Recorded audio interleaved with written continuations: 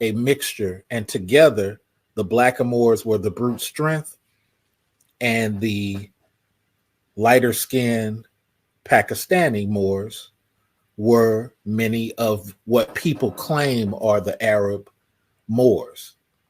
It was a combination. They just practiced Islam. But how do I know?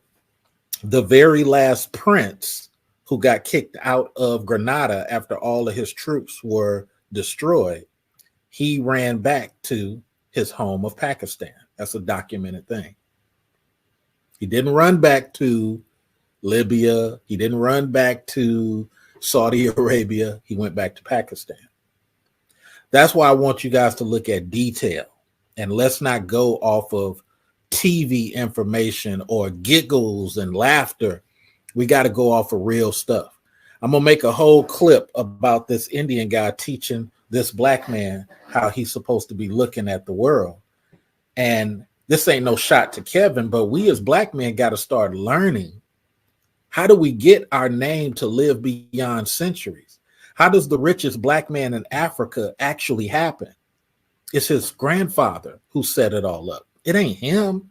He just walked into destiny. MC Worker, are you back yet? All right, let's move on in this interview.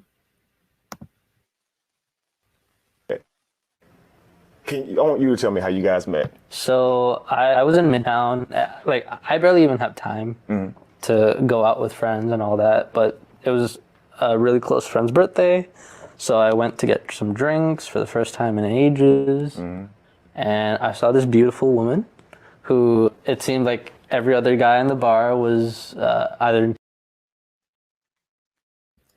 And that's another difference. These guys don't really have time to go out a lot because they're busy managing stuff, owning stuff. Once more black men start owning and managing, NC Worker knows this, you become more busy. You don't have time for a lot of nightlife and hanging out. I'm not saying that you can't do it. You just don't have a lot of time for it. Let's continue. Intimidated by or too shy to talk to. And I thought, what the hell? Why not? And she was, minding her own business. And I asked her, her name, Alicia. And I thought that's a beautiful name. And even despite how loud it was in the bar, we were still able to talk a little here and there. And I got her number, and she had to go. And so we kept talking after that for a little bit. And then like a week later, I asked her, you want to go out to this restaurant? Yeah. And I told her it would be a surprise. And maybe that might be a problem on my part. It might have raised the expectations a little bit. But I guess the surprise ended up being Cheesecake Factory, where Right. The original surprise was. I want to get to that. You had something else planned for her, right? Yeah. Because of how the evening went, the Cheesecake Factory happened, right? Yeah. So can I just say before? Sure. I love the Cheesecake Factory, and it's a place that I've gone to for like every birthday. So like it wasn't just like a random restaurant to me. It was also like a place that I've gone with my family. Cheesecake Factory. So you didn't. So obviously the because you guys were late, she wasn't ready. You weren't able to take her to the restaurant. You figured I can't go wrong with the Cheesecake Factory, right? Yeah. It's my old birthday restaurant, It's my lucky. She'll love it. And that's the lucky spot too at the firm. Lucky spot. Okay, we'll come to that. I'm kidding with you. Okay. Alicia. Yeah. So Jay, you see Jay walking up to you in the bar, say Midtown. He's walking up to you. He's going to talk with you. There are other guys around you. Did you notice those guys probably want to talk to you? Did you see that? Yes, I did. So what made you say, okay, I'm going to give this guy a chance? What was it about him? Well, he was bold enough to come up and talk to me for Confidence, one. okay. So yes, he just seemed like he had a pure heart. He was thoughtful, engaging. I mean, the only he won me over. He did win me over, but I'm a tall woman. And so there wasn't necessarily like that immediate attraction, but as we began to talk, it was really his heart that made me say, I'll give this guy a try.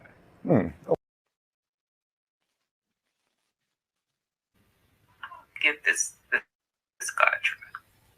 So let me dig into this, and I'll go to Chaos Rain in a second. Listen to her insecurity. I'm a taller woman. See all these issues that many ghetto girls bring to a polite conversation. See how this negative mindset. This isn't love talking. This isn't nurturing talking. This is childishness talking. And I would say the same thing if it was a dude. You're not looking for love if you're talking like this. You looking to take advantage. You just acknowledged he seemed like a nice guy and he had confidence to speak with you. I'm a 5'11" guy. I dated a girl 6'4". She was 6'6" with her heels on. I didn't lack confidence. I understood. Girl, you're with me. I'm not with you. You're with me. And I'm not treating her impolitely. So you guys got to understand, man. And just like the Pakistani man tried to explain to the black guy, I don't operate the way y'all operate. I'm busy. I don't have a lot of time to party and nightlife. MC Worker, are you there?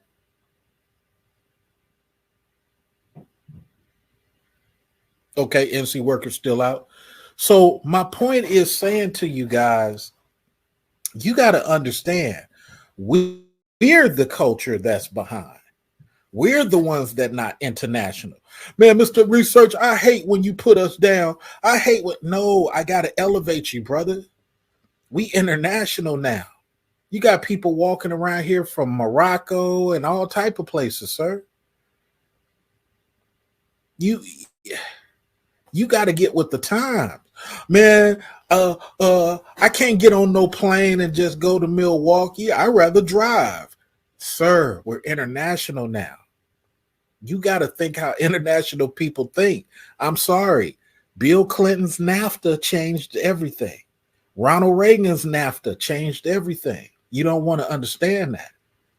So let's go into some more, because we're starting to reveal how terrible the dating mindset of black men is. Listen to all this pandering to her while he comes from a lineage that has nothing to do with that. And a lot of Africans are like that. Africans out there in Congo are like that. Africans in Madagascar are like that. You know, Johannesburg, Africans are like that. They're not focused on pandering. We do too much pandering. Let's listen to some more. Okay. Yeah. Is that where you draw your line? Is that typically you don't date guys who have to be at least your height or date? Okay. Okay, I understand. That's difficult. Finding someone suitable for yourself. You are what, 6'1", 6? I'm almost 6'1", yes. Almost 6'1". Wow. So that means, let's see, 14.5% of men are at least 6 feet, right? But that next 2 inches for you to find someone taller than you, that's 3.6% of men in the entire world that are tall enough, at least 6'2". Is that discouraging? I mean, I only need one. You need one, but he needs to be that height. He needs to make the resources. Yeah. He needs to be fun. He needs to be charismatic. He needs to be disciplined. And that doesn't discourage you? Like, I'm an optimist.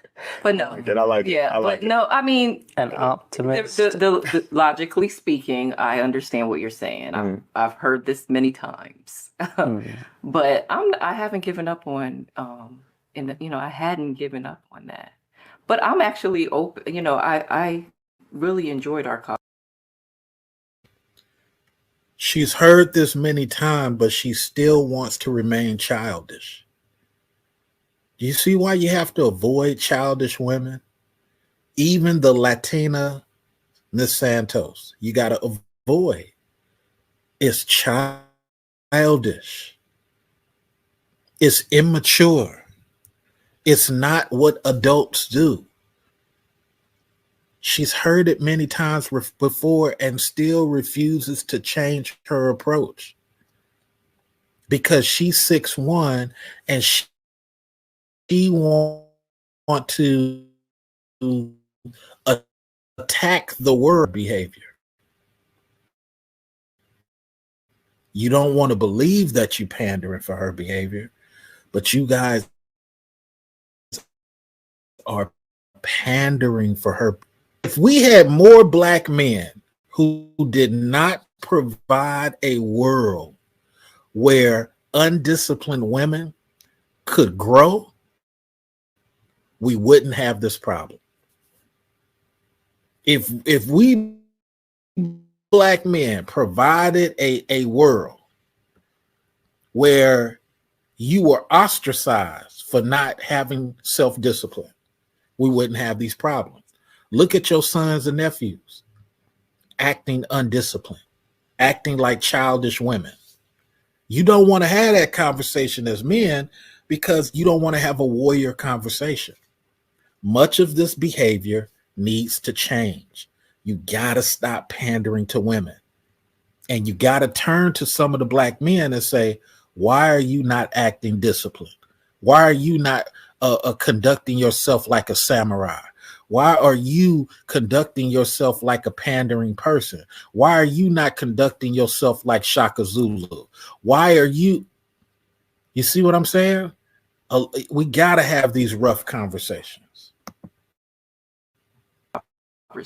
So I would consider. Well, sure, and I was going to commend you for that. I didn't see it as I know you're saying you have to be that, but it seems that you are willing to, make an exception, just like you did for Jay here when he walked up and he had the confidence of a 6'2" man. You were willing to at least hear what he had to say, and that's a good thing, because it may not be the cookie cutter thing that you plan out. So if we're going to look for a happy relationship, a harmonic one that gives our children and our lineage what they need for years and generations to come, right? We may have to make an exception or two, right? Yeah. Sometimes it's not what we want, it's what we need. And see, the black man learned from the Indian man's speech. He probably already knew this, but black men don't have the confidence to turn to these women and say no. Black men, we don't have the confidence to say, I will not allow. These other cultures do. And it ain't that these other cultures are perfect. We as melanated black men, we pander too much. You got to turn to this woman just as Kevin did and say, no, if we want lineage and stuff like that, you as a woman, regardless of you 6'1" and I'm 5'4", get your mind right. Because if we're trying to do lineage, you got to get your mind right. And this is why you'll have other cultures. 6'1" Indian woman is with her 5'4" man, and nobody says nothing. Oh, but I'm not talking about other cultures. I'm talking about our culture. Our culture is childish. Stop the childishness. You can't have our culture only conversation. It don't work like that in algebra. You got to talk about the whole mathematical expression. But everybody want to crack jokes. Everybody want to sit up here and throw insults just because we don't agree. We have something that we're working on, grandchildren, and we can't do that with these childish, feminine-led black discussions. Got to have some machismo in there somewhere. Got to have some black patriarch in there somewhere. It can't be matriarch 24/7. We can't do everything the Queen of Sheba says. At some point in time, you got to be like the Queen of Sheba's brother. You got to be the Queen of Sheba's brother, who actually was the king of Sheba, the younger brother. And she wanted the younger brother killed. You didn't know that, did you? You wasn't aware of that, did you? You cannot have this Queen of Sheba mentality. Axum was her brother. The father left the kingdom to Axum. She wanted Axum killed. So she was willing to go to another land far, far away from Yemen, far all the way to Judah, to get the army of Judah to come and kill her younger brother, her 15-year-old brother. Make that make sense. Make that make sense. Somebody make that make sense. And so many of you black dudes are willing to kill a younger brother on her behalf. So many of you black dudes are willing to let yourself be the male hyena in the relationship. Oh, yes, ma'am. I kill my own son for you. Anything for that vagina. You don't like hearing that, but a lot of you dudes got that problem. Let's continue. And we have to be more open to what we need. That's absolutely true. I was going to say, when it comes to how we date, I think a lot of it is just the information that we have. Right. So what I noticed from yours and Alicia's conversation, Jay, is that you had a different view of altogether of what dating should look like leading up to a relationship, and she had a different view. Yeah, and now, like, what I should say is, I mean, at the very end of the day, like, I understand dating in America. So this is where Kevin is wrong. It's not a different view. It is the view that all men should have. Yes, literally, it's a different view. I'll give you that. But it's really the conversation that Black American men don't have enough. Let me really drill this, because nobody really comes after the Black man the way I do. Nobody's perfect, but I want Black men to grow. It's not a different view. We as Black men have a matriarch, Queen of Sheba viewpoint on dating. Whatever she say, go. If we try to do anything outside of what she's talking about, you're not a real man. And you got other men saying this. What I'm saying is a stand on his square, think about his nephew, think about his son type of guy is going to do exactly what the Indian man is doing. He's going to talk about legacy.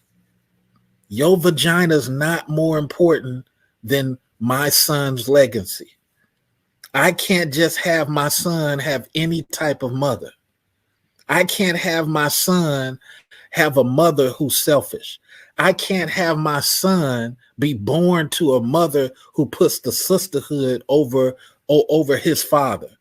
I can't have my son attached to a mother who has this type of mentality. That's the Black man's fault. Let me let the Indian guy explain some more. Now, I'm not praising. I want us to grow, and we can't grow unless we have difficult conversations. Is different from where my family is from, and in like, it's pretty fun to have those views and to think of dating differently. I just think, for me, I have a very specific criteria, and it's not a long list of criteria, but it's just certain values that I sure. Well, I think a lot like you. That's why the video stood out to me. I believe relationships should be harmonic. They should be for a reason. So I believe in dating with intent, right? Yeah. But many people in our generation today, they see dating as something that's just fun. They don't see it as a way to establish a healthy relationship. And that's what I was going to say, almost little to no understanding as to what dating should look like when you're trying to establish an intent for a meaningful relationship. And I think that's the biggest problem It's not so much that people are necessarily selfish or entitled. It's more so that they don't know what they're looking for, right? Yeah, that's what I was gonna say. Oftentimes we think we know, but we really don't. Right. Yeah. Right. So when he asked you the question, you expect men to go all out on a date, huh? You said absolutely. If he likes her, he should present that, right? Yes. He should lead and be masculine. He should be willing to pay for the meal, show up on time, open doors for her, the whole nine. But when he asked you, what does a woman expect you to do? You said, look good, be there. And that's where the, right? Disconnect was. Yeah. Absolutely. Because there should be things that a woman should do, right? So you've thought of that. Could you tell me some of what you think now, if he were to ask you that question today? Sure. If you think about, if you watch a video, it's like, how do you expect this person to keep giving, and you're not giving anything back? And this is the point I keep saying to you black men that you don't want to listen to. You're a plantation thinking black man because you're constantly looking at what she wants. Open doors, do this, do that. That's great if you're a romantic person. But is that really you? I open doors only for women who have shown themselves outstanding during the telephone call, shown themselves outstanding when I pick them up, shown themselves. I don't do it just because. And a lot of you guys, you're doing stuff for women because women have taught you you're supposed to be doing it that way. I also look at the point of what Kevin said. Hey, look, I think a lot like this Indian guy. But guess what? It ain't about pandering, Kevin.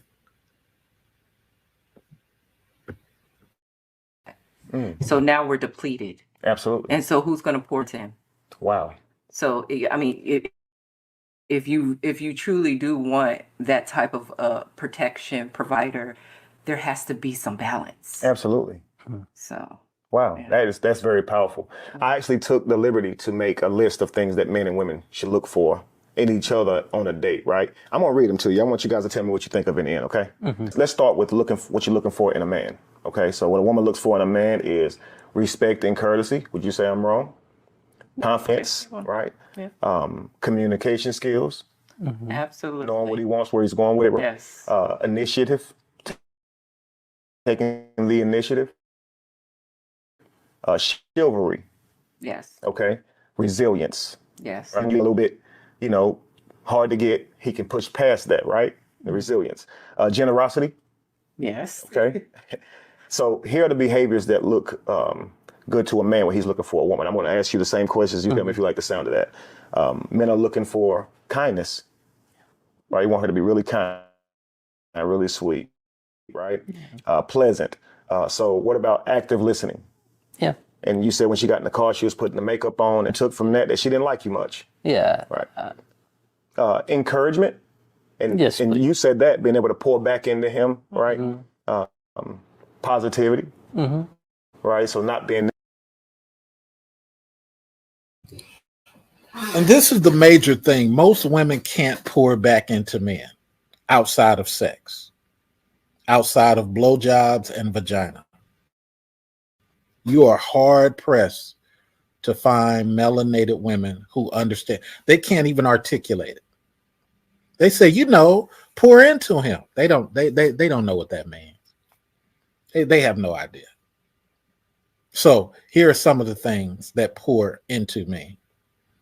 Nurturing, being able to come with healing factors, healing words. Healing words is a real way to know whether you're dealing with a righteous woman or not. Are her words healing words? Most women from the ghetto mentality. She could be working a corporate job and still have a ghetto mentality. They're not able to do that. Let's listen to some more. Negative, having a smile on your face, right? Respect for independence. Yeah. Okay. Adaptability. Okay. There was this time where you want her to hold your arm. right? And walk you to the way so you could walk her to car. She didn't want to do that. You expressed to her that you didn't like that, and that made you feel like, of course, when her not being on your arm, how can you truly protect her, right? But also, her not doing that says she ain't really feeling me like that. Yeah. She don't really like me like that. And you know, I get it was a first date. Maybe she's not at that stage yet. But I get that too. Yeah. Yeah. Question: let's just say you're out with him, right? You're on a date with a guy, and some guy comes up, takes your purse. You want your date to have you back. Yeah. So He has to protect me. and even if he's not ready for that yet, right? Mm-hmm. Because he shouldn't even ask you on a date if he's not going to protect you if something were to happen to you. This is why you should take his arm. You see, so it may feel like I'm giving this guy too much of me, but it's more like I'm being cooperative to the roles that we're playing. He's going to protect me if something happens right now. And so I'm going to stand close to him. This lets the people on the outside looking in know that I'm with this man. He is taking care of me. We're out together, right? It's like it kind of. And this is a problem for the ghetto mindset woman. NC Worker, are you back? NC Worker, are you back? This is problem for the ghetto-minded woman. She is thinking about take, receive, receive, receive. All this stuff that they're talking about is just like New Money Market says, it's class. And a ghetto-minded plantation thinking woman, she doesn't care about class.